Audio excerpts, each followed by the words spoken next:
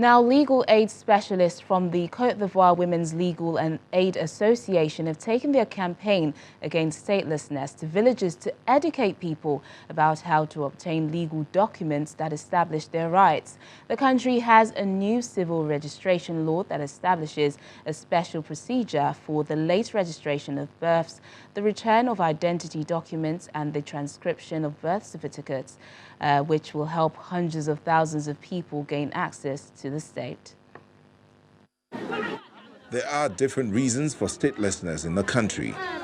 Some are historic migrants from other countries and do not have Ivorian ancestry to claim citizenship as required by law. But many thousands of others are Ivorian by descent and simply do not have access to documentation to prove it.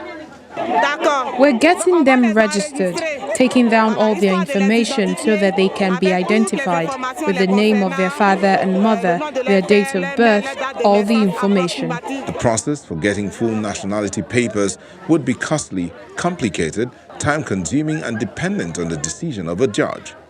Many would never even try.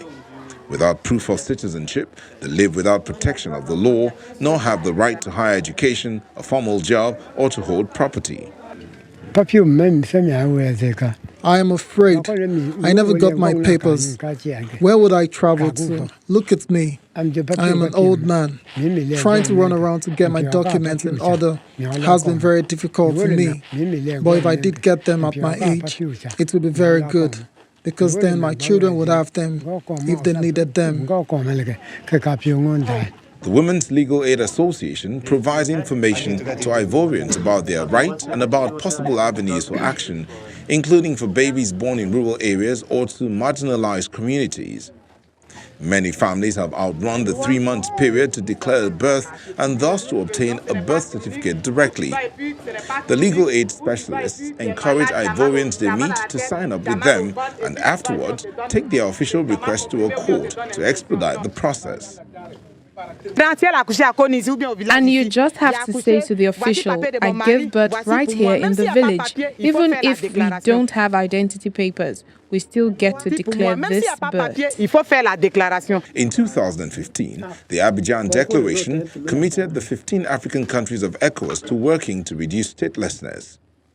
2 years later, they made that a binding commitment.